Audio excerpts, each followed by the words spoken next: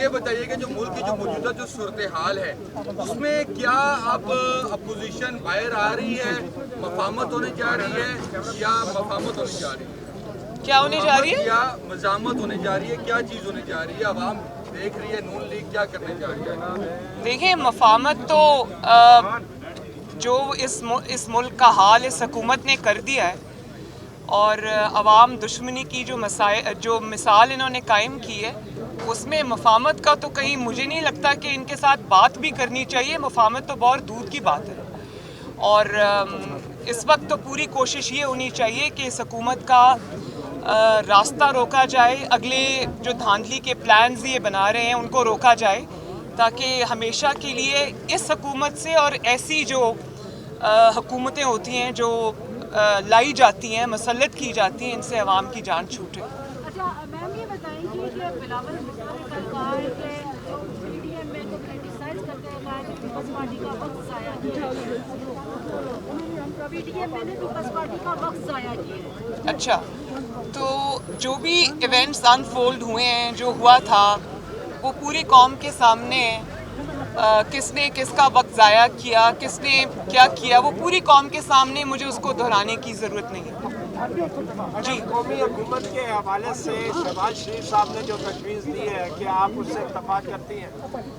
میرا پرسنل خیال ہے میں نے دیکھی نہیں ان کی لیکن آئی پرسنلی تھنک کہ انہوں نے قومی حکومت کی بات نہیں کی. انہوں نے نیشنل کنسنسس کی بات کی تھی. ایک نیشنل جو ریکنسیلیشن کی شاید انہوں نے بات کی تھی. قومی حکومت کی میرا خیال ہے شاید نہیں کی انہوں نے بات. میرے بھی پرسنل خیال میں کہ اس وقت ملک جتنا ڈیوائیڈڈ ہے اور جتنا اس ملک کو اس وقت نیشنل ریکنسیلیشن کی ضرورت ہے بارنگ دس گورنمنٹ.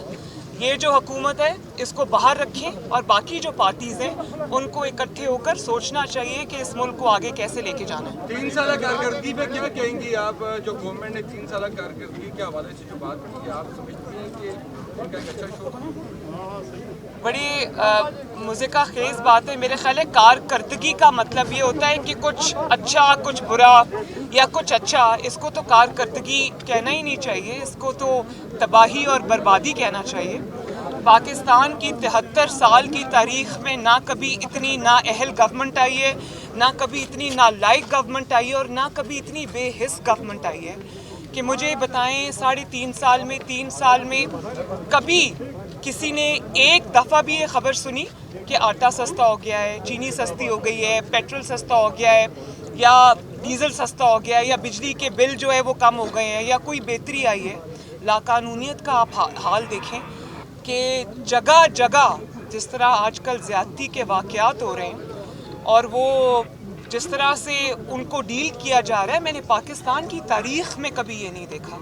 اور بے حسی دیکھیں کہ نہ مہنگائی کی پرواہ ہے نہ لاقانونیت کی پرواہ ہے نہ اپنی پرفارمنس کی پرواہ ہے. 2-3 چیزوں کی کہ اپوزیشن کو کس طرح سے تنگ کرنا ہے, میڈیا کو کس طرح سے خاموش کرنا ہے اور اگلی دھاندلی کے پلاننگ کس طرح کرنی ہے اور کسی چیز پہ نہیں ہے. تو اس کو پرفارمنس کہنا یا اس کو کارکردگی کہنا زیادتی ہے. جو میڈیا ریگولیٹری بل آ رہا ہے حکومت کی طرف سے تو نون لیگ اس حوالے سے اس کی کیا اسمبلی حال ہی میں ایک اجلاس بھی ہوا ہے جس میں اس کو ڈسکس کیا گیا؟ بڑی مجھے تو حیرانگی ہوتی ہے کہ میڈیا کو ریگولیٹ کرنا ہے اس کے لیے ان کی زبان بندی کرنی ہے لیکن اپنی حرکتیں درست نہیں کرنی.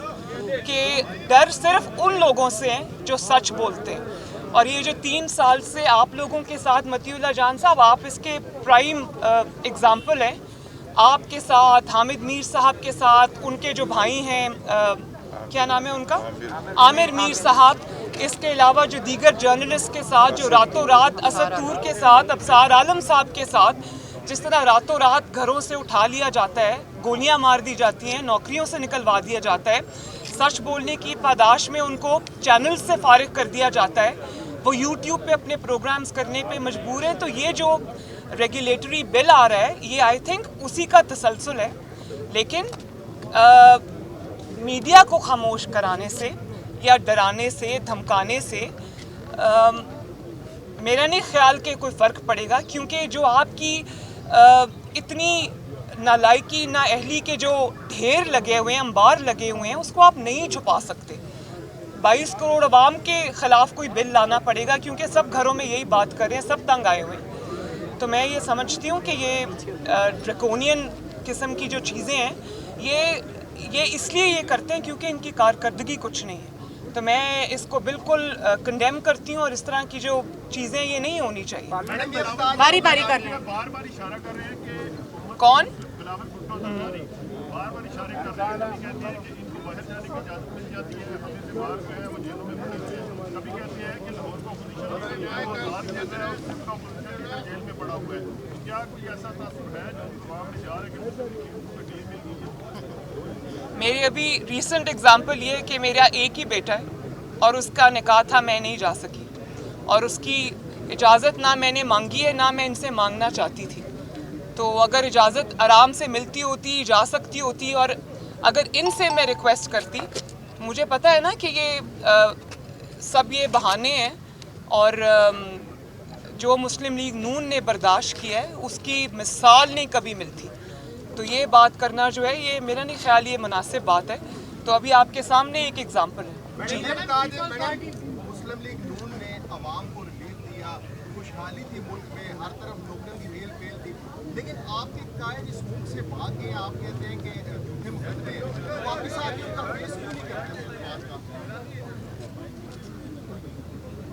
जो 3 साल जिस किस्म के मुकदमात का, जिस किस्म के सियासी इंतकाम का मोहम्मद नवाज शरीफ साहब सामना करके गए हैं, सज़ाएं झूठी भुगत के गए हैं।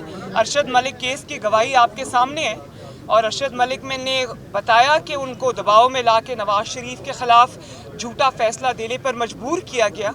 उसके बावजूद वो सज़ाएं भुगत के गए हैं, तो वो अपने हिस्से का पूरा कर्ज़, बल्कि अपने हिस्से से ज़्यादा जो कर्ज़ उन पर वाजिब था उससे कहीं ज़्यादा अदा करके गए। वो मैं आज फिर ये बात कहना चाहती हूँ कि ये नाजायज़ नाअहल हुकूमत है, मुसल्लत की गई हुकूमत है। इसका जो एहतसाब है उसको एहतसाब कहना भी ज़्यादती है, वो इंतकाम है और इस इंतकाम को जितना फेस कर लिया। अब इस इंतकाम के आगे पेश होना सबसे बड़ी ज़्यादती है। जुल्म को सहना भी सबसे बड़ी ज़्यादती है। जब मियाँ साहब और PMLN ये समझेगी कि मियाँ साहब को वापस आना चाहिए, वो बिल्कुल आएंगे और अपने मुल्क में वापस आएंगे, ये उनका मुल्क है। लेकिन ये जो इस हुकूमत के आगे इसके इंतकाम के आगे पेश होना कोई अक्लमंदी नहीं है।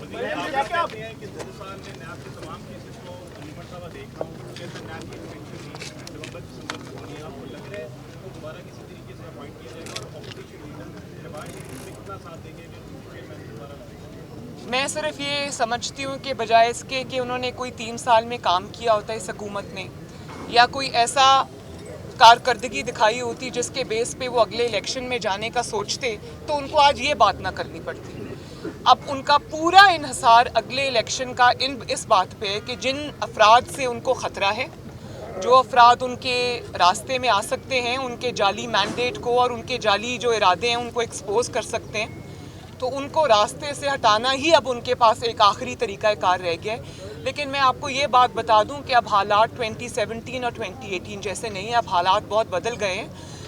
अभी तो ये सब हुकूमत में है तो इस किस्म की बातें कर भी देते हैं, सुन भी लेते हैं लोग, लेकिन बहुत जल्दी आप हर चीज़ बदलती हुई देखेंगे इंशाअल्लाह। 1 मिनट ये बात कर लें, आपने कर लिया जी।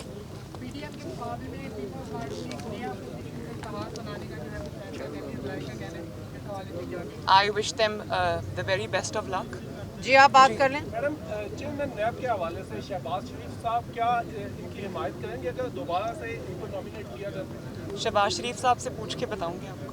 मरियम, ये बताएं कि कुछ दिन पहले अपोजिशन लीडर शहबाज शरीफ को पाकिस्तान टेलीविज़न पे उनकी तकरीरें चलाई गई, तो आप एक सरकारी मीडिया की तरफ से इस जेस्चर को कैसे देखते हैं? बड़ी अच्छी बात है। मैं तो वैसे हैरान हो गई थी जब मुझे पता चला, तो मैं चैनल चेंज करके देख रही थी कि वाकई चला रहे हैं या नहीं चला रहे। Thank you ji, thank you. भाई मेरी तकरीर चलाएंगे तो वो अपना ही PTV को बंद करके उन सबको जेलों में डाल देंगे। Thank you.